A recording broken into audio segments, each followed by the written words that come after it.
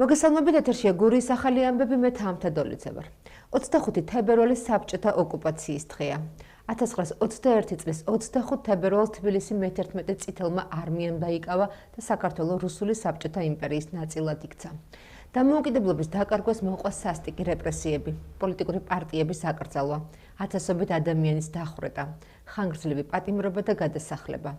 5 კვირიანი ბრძოლისა და გმირული თავგანწირვის მიუხედავად საქართველოს დემოკრატიული რესპუბლიკის მოქალაქეებმა ვერ შეძლეს დამოუკიდებლობის დაცვა. 25 თებერვალს დაწყებულმა საბჭოთა ოკუპაციამ მთელი 70 წელი გასტანა. ქვეყნის დამოუკიდებლობა აღდგა 1991 წლის 9 ապრილს. ოზურგეთის საკრებულოს სხდომაზე დღის წესრიგით გათვალისწინებული 4 საკითხი განიხილეს.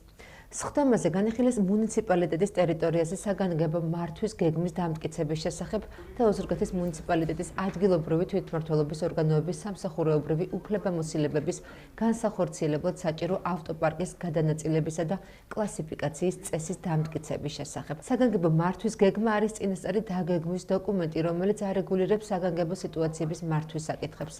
უზრუნველყოფს მერიისა და შესაბამისი სამსახურების კოორდინირებულ მუშაობას და დროული პრევენციული ღონისძიებების მომზადებას, შემდგომში მუნიციპალიტეტების მოსახლეობის დაცვის მიზნით.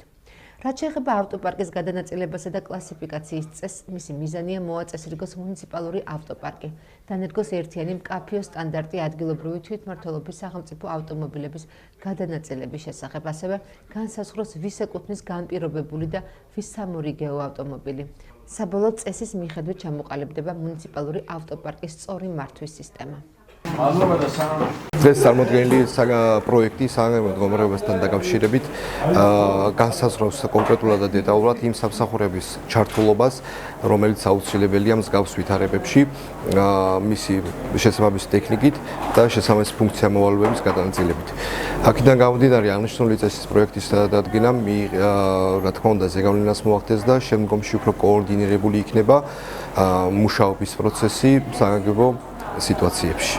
რაც შეეხება უშუალოდ ავტოპარკის წესთან დაკავშირებით, ოზურგეთის მუნიციპალიტეტში არ იყო დღემდე დადგენილი შესაბამისი წესი, რომელიც საქართველოს მთავრობის 2014 წლის 121 დადგენილება ითვალისწინებდა. დღეის მდგომარეობით აღნიშნული წესი უკვე დამტკიცდა საკრებულოზე. აქედან გამომდინარე, ის კლასები, რომელიც დადგენილი არის უკვე დამტკიცებული ავტოპარკის წესის მიხედვით, განსაზღვრავს უშუალოდ რა კლასის ავტომობილები უნდა იყოს იმ ტექნიკური მახასიათებლებით გამომდინარე, რომელიც წარმოდგენილი იყო დამატებითი ცხილების სახით. შესაბამისად, ავტოპარკის წესი განსაზღვრავს უშუალოდ განპირობებული ავტომობილების ვის უნდა ეკუთვნოდეს სამორიგეო ავტომობილების ფუნქცია-მოვალეობის დატვირთვის შესახებ და შესაბამისად აღნიშნული წესი, აღნიშნული კანონპროექტი დაარეგულირებს მერიის ბალანსზე არსებული ავტომობილების განსაზღვრის წესს. საქართველოს განათლების, მეცნიერებისა და ახალგაზრდობის მინისტრმა გივი მიქანაძემ ლანჩხუთის მუნიციპალიტეტის საჯარო სკოლების მოსწავლეთა მშობლებთან შეხვედრა გამართა. მინისტრმა შეხვედრის მონაწილეებს ზოგადი და უმაღლესი განათლების რეფორმის ძირითადი მიმართულებები და სისტემაში განსახორციელებელი ინიციატივები გააცნო. შეხვედრაზე მშობლებს შესაძლებლობა ჰქონდათ დაესვათ მათთვის აქტუალური შეკითხვები, როგორც სასკოლო ინფრასტრუქტურის, ისე სასწავლო პროცესის ორგანიზებისა და უნივერსიტეტებში მიღების წესის შესახებ.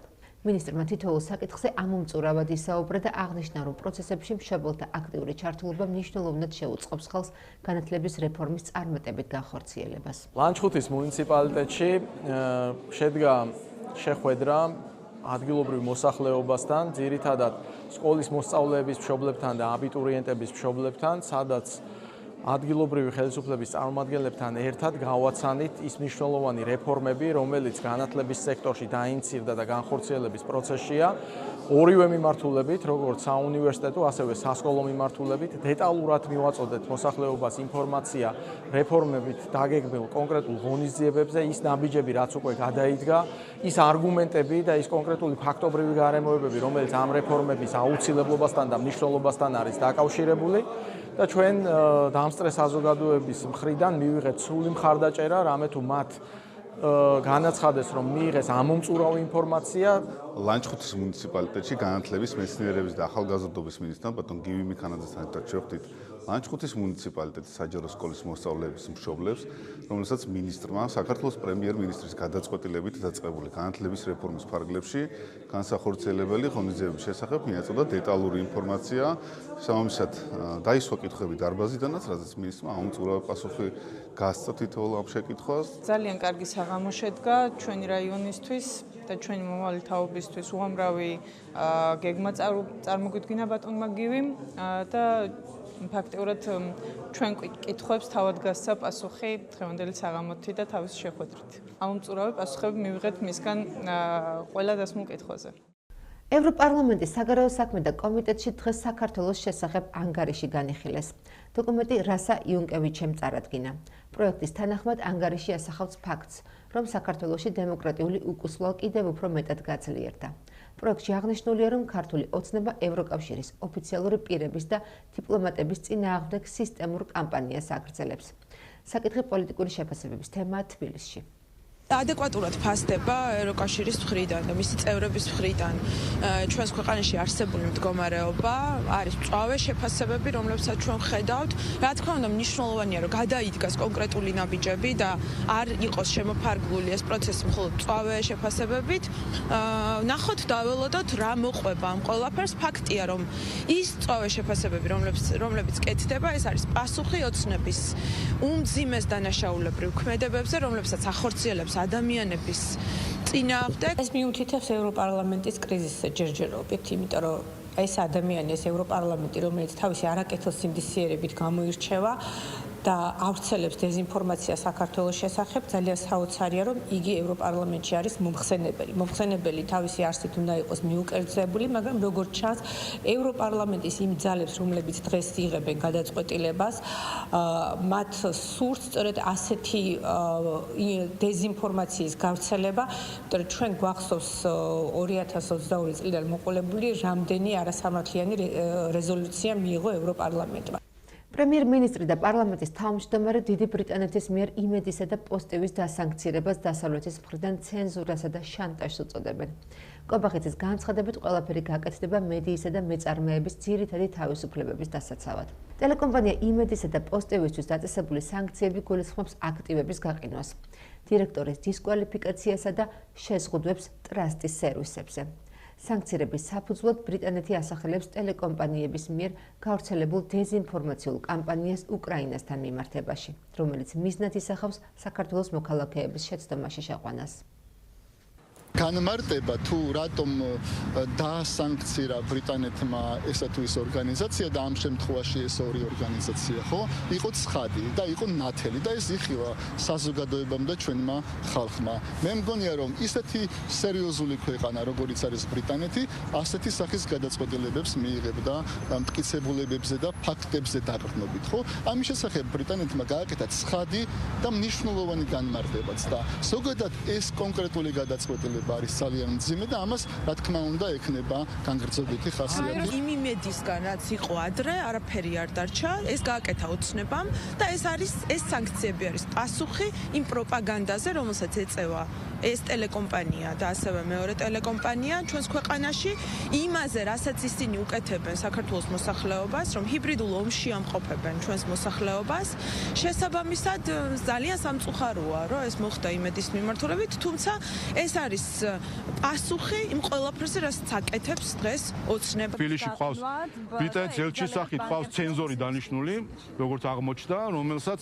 უნდა კითხოთ, ეხლა რას ნიშნავს ეს მათი გადაწყვეტილება, ჩვენთვის ეხლა რა თქმა უნდა მათი ზომებია, მათი რაღაც წესებია და აღმოჩნდა, რომ თურმე ბრიტანეთის ელჩი ცენზურად ყოფილა დანიშნული და ისგან გამარტავთ, რას ნიშნავს ეს ყველაფერი. რაც შეეხება ჩვენს დამოკიდებულებას, გითხარით, რომ პირველი არის შეფასება.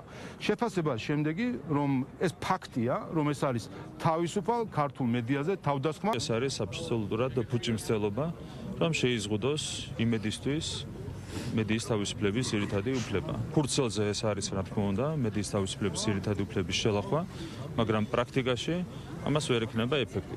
ამ ქვეყანაში ბუნებრივია სახელმწიფო ხელისუფლება, მთავრობა არის პასუხისმგებელი ადამიანის ძირითადი უფლებების დაცვაზე, მათ შორის მედიის თავისუფლების ძირითადი უფლების დაცვაზე. შინაგან საქმეთა სამინისტროს გორის რაიონული სამმართველოს თანამშრომლებმა წინასწარი შეცნობით არასრულწლოვნის გაუპატიურების ბრალდებით 1980 წელს დაბადებული მამაკაცი დააკავეს.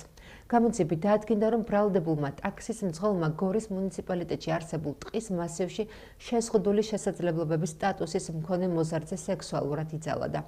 სამართალდამცველებმა ბრალდებული მოსამართლის განჩინების საფუძველზე ბრალდებული სახით დააკავეს.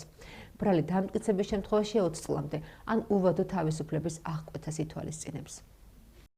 შინაგან საქმეთა სამინისტროს გენერალური ინსპექციის თანამშრომლებმა სამსახურეობრივი უფლებამოსილების ბოროტად გამოყენების ბრალდებით მოსამართლის განჩინების საფუძველზე 1985 წელს დაბადებული პირი დააკავეს. გამოძიებით დაადგინდა, რომ დაცვის პოლიციის დეპარტამენტის ერთ-ერთი განყოფილების უფროსმა არაგაბარიტული ტვირთების დაცვა გაცილების განხორციელებისას ბოროტად გამოიყენა სამსახურეობრივი უფლებამოსილება.